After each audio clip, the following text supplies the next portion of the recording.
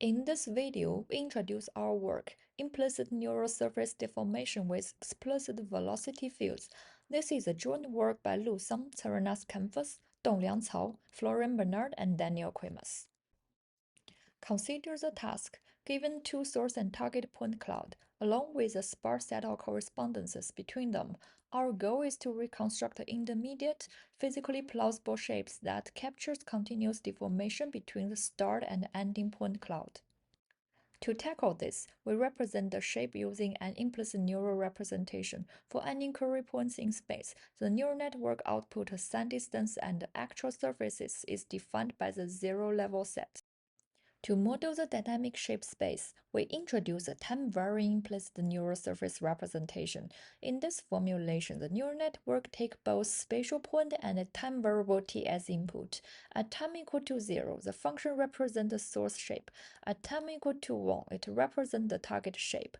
Given time t and point x, it outputs a sun distance to the surface at a specific time. To model the deformation of the shape over time, we use a velocity field. We define a geometry function phi, which describes how a point x from the source point cloud deforms towards the target point cloud. The velocity field is defined as a time derivative of the geometry function phi. In other words, the geometry is a solution of an ordinary differential equation with the source point cloud as the initial condition. Mathematically, we can also express the geometry as the integral of the velocity field over time.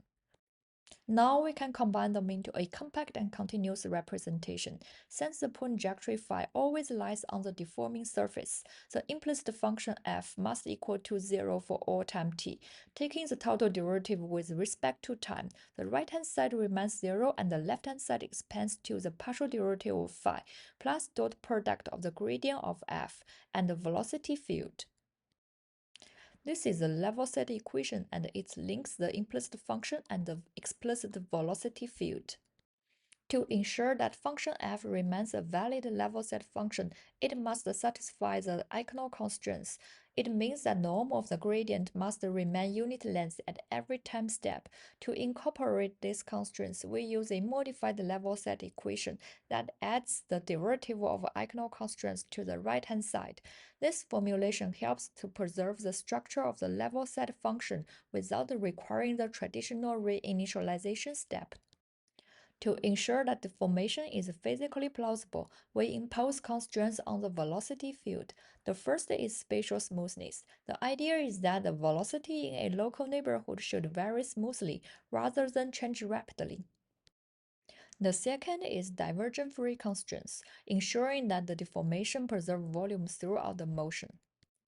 Finally, the overall pipeline of our method is, given two-point cloud, along with a sparse set of correspondence, we train an implicit network to model the level set function, a velocity network to model the velocity field. Those networks are trained jointly using the constraints we introduced earlier, the level set equation, the smoothness and volume preserving constraints, the correspondence matching loss. Here are some results of our method. Given the source and target point cloud representing two different gestures of the same person, our model is able to recover the intermediate motion that's smooth and physically plausible.